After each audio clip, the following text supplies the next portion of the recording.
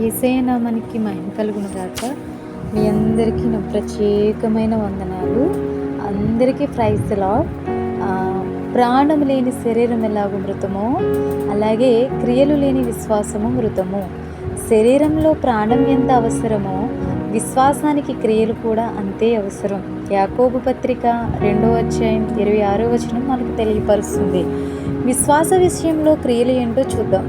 రాహాబు అనే వేశ్య దూతలను చేర్చుకుని వేరొక మార్గమున వారిని వెలుపలికి పంపివేసినప్పుడు క్రియల మూలముగా నీతిమంతురాలని ఎంచబడింది.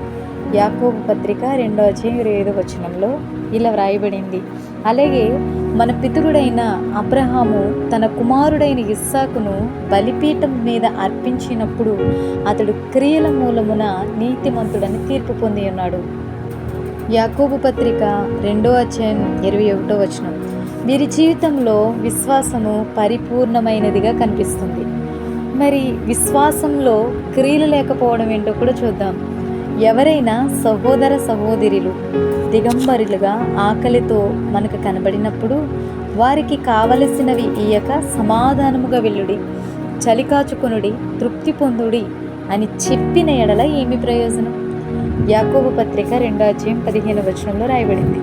అలాగే బంగారు నగలు పెట్టుకుని ప్రశస్త వస్త్రములు ధరించుకుని యువకుడు సమాజ మందిరంలోనికి వచ్చినప్పుడు అతనితో పాటు మురికి బట్టలు వేసుకుని దరిద్రుడు లోపలికి వచ్చినప్పుడు బంగారం ప్రశస్త వస్త్రం ధరించుకునిన వానిని సన్మానించి మంచి స్థలములో కూర్చుండమని చెప్పి ఆ దరిద్రునితో నీవిక్కడ నిలువుము, దిగువన కూర్చుండమని చెప్పిన ఎడల అది భేదమే కదా.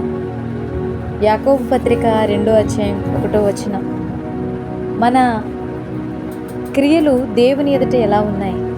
సంపూర్ణమైనవిగా ఉన్నాయా లేదా అసంపూర్ణముగా ఉన్నాయా?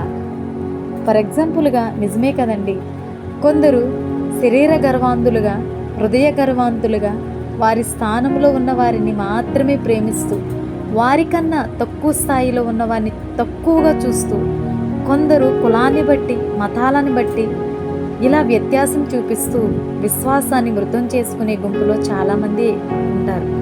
అందుకే దేవుడు విశ్వాస జీవితంలో క్రియలు లేకపోతే వారు దేవుని సంబంధులు కారు అని వాక్యమే, దేవుడుగా ఉన్న వాక్యం మనకు తెలియపరుస్తుంది. దయచేసి సరిచేసుకుంటారని నన్ను నేను సరిచేసుకుంటూ, నన్ను నేను దేవుని ఎదుట ఒప్పుకుంటూ మీకు కూడా ఈ కొన్ని విషయాలు తెలియపరచాలనేదే నా ఆత్మీయ దాహం. అందరికీ ప్రైజ్ లాడండి. దేవుడు మిమ్మల్ని దీవించునుగాక.